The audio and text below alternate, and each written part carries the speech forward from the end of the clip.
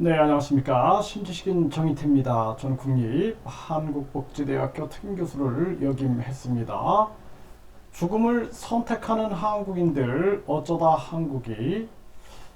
네, 이렇게 한국인들이 자살률이 세계 1위다라는 얘기는 우리 국민들이 다 알고 있는 사실입니다. 그런데 자신이 닥치지 않으면 공감하기가 상당히 어려운 거죠. 하지만 자살을 생각했다든지 삶을 포기하고자 결단을 해본 사람들은 이것이 얼마나 큰 아픔이고 절망인지를 공감할 수 있을 겁니다. 그래서 이 오늘도 사는 게 힘들어서 어린 자녀를 살해 후에 극단 선택한 엄마들, 이러한 기사들이 나옵니다. 초등학생 자녀를 살해하고 본인도 죽은 거죠. 이 40대 엄마고요. 그리고 10대 학생이죠. 네, 초등학생이죠. 네, 이게 참 안타까운 일이 아닐 수가 없습니다. 사는 게 힘들어서 아들과 함께 간다, 이렇게 또 한 엄마가 이렇게 삶을 마감한 그러한 경우도 있습니다. 이게 참 심각한 문제가 아닐 수가 없습니다. 네, 경남서 초등학생 자녀 살해하고 극단적 선택이 잇따라 나타나고 있다라는 거죠. 네, 서울 잠원동 공원에서 총기 사건이 일어났는데 극단 선택을 추정하고 있다라는 것입니다. 네, 권총으로 극단적 선택을 시도했다라는 거죠. 네, 온라인에는 넘치는 자살약 광고가 넘치고 있다라는 것입니다. 네, 이게 아주 심각한 그러한 문제가 아닐 수가 없고요. 자살 위험군 학생이 5명 중에 1명은 방치가 되고 있다라는 거죠.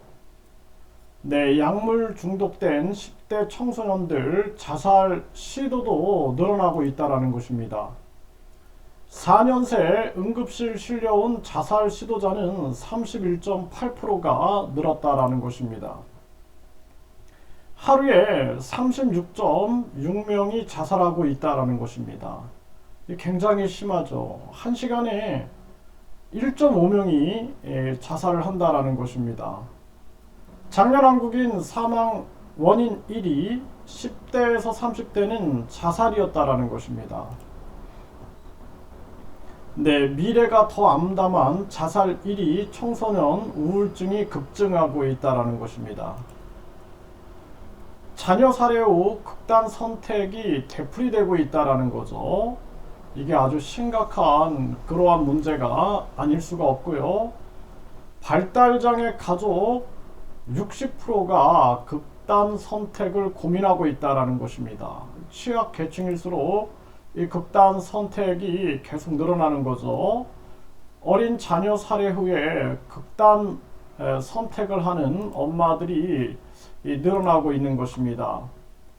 네, 포항 모텔에서 여성 3명이 숨졌다라는 거죠. 이런 일들이 계속 일어나고 있는 것입니다. 우리가 근본적인 문제들을 잘 생각해야 됩니다. 사람이 살아가는 이유는 행복하기 위해서 살아가는 건데요. 행복하기 위해서는 자신이 하고 싶은 일을 해야 합니다. 물고기가 물에서 헤엄치는 것이 본성이듯이, 새가 하늘을 나는 것이 본성이듯이, 사람은 저마다 다 다릅니다. 눈빛도 다 다르죠. 홍채가 다 다르고, 지문이 다르고, 목소리가 다르고, 얼굴이 다르고, DNA가 다릅니다. 그래서 그 사람은 자신이 가지고 있는 고유성을 가지고 있어요. 이 우주에서 똑같은 사람은 없습니다. 유일한 사람이거든요. 희소성, 그 개인은 가장 우주에서 소중한 사람입니다. 이게 인간의 존엄성인데요. 그럼에도 불구하고 그 사람이 나를 알고 나는 누구인가, 나는 이 땅에 왜 왔는가, 나는 어떻게 살아야 하는가를 깨닫고 내가 진짜 하고 싶은 일을 하면서 살아야 됩니다. 그래도 인생은 짧죠. 그래서 우리 교육은 그 사람의 개성, 재능을 꽃피워주는 교육이 되어야 됩니다. 그래서 자기가 하고 싶은 일에 온 힘을 다해서 살게 되면은 그 분야에 그 사람은 세계적인 인물이 될 수가 있는 것입니다. 그럼에도 불구하고 우리는 국영수 위주의 시험 위주의 교육을 전개하고 있는 겁니다. 국영수가 중요한 게 아니에요. 국어, 영어, 수학이 중요한 게 아니라 비판하는 힘, 생각하는 힘이 중요한 겁니다.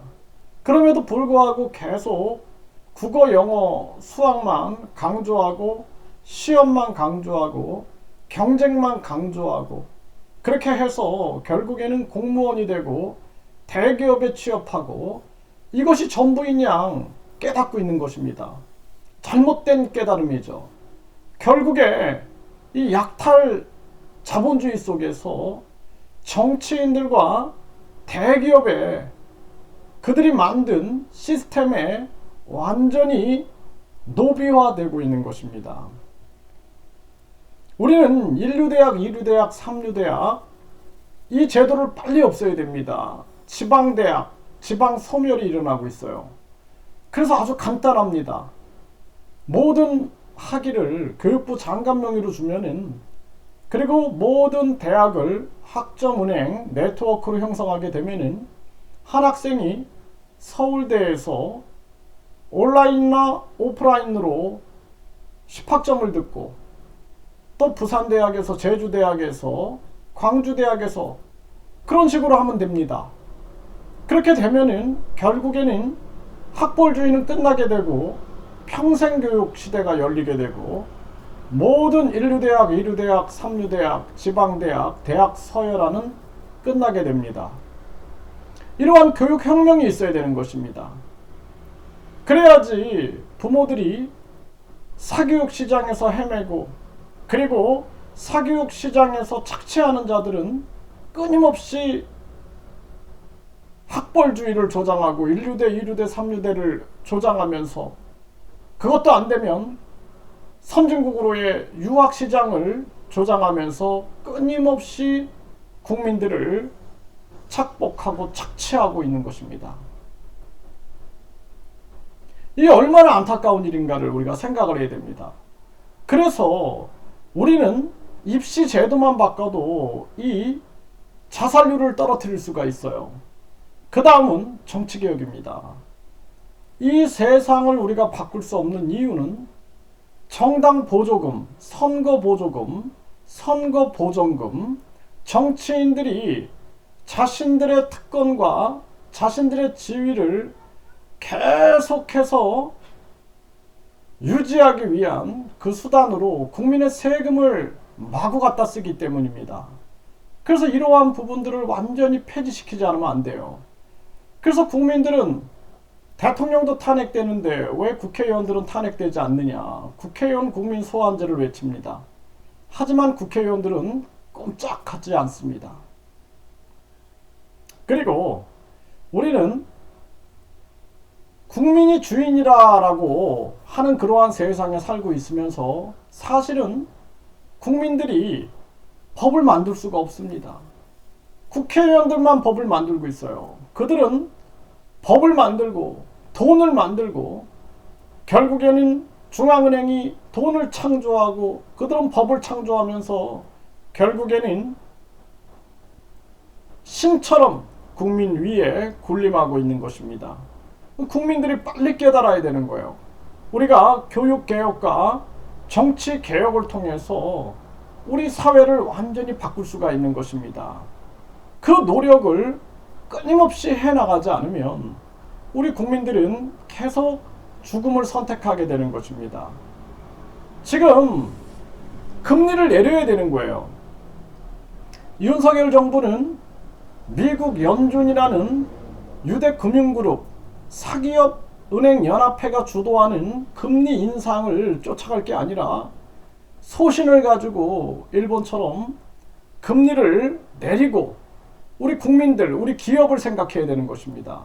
그렇지 않으면 많은 사람들이 죽음을 선택하게 되는 것입니다. 우리 기업은 외국인 자본에 의해서 넘어가게 되고 우리 부동산과 우리 국민들의 자산은 결국에는 부패한 금융 세력에 장악되게 되는 것입니다.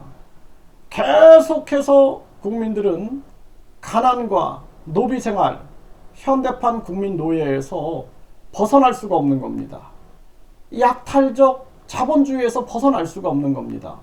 그래서 우리 국민들은 기득권들이 국민들을 분열시키기 위하여 만든 좌파 우파를 뛰어넘어서 빨리 스스로 국민 주권파가 돼서 좌우가 아닌 오직 국민을 생각하는 그러한 정치를 해나가야 됩니다. 대표적인 것이 국회의원 국민 소환제, 국민투표 시민 반환제, 그리고 국회 해산 국민투표제를 국민들이 목소리 높여서 이룩해야 하는 것입니다.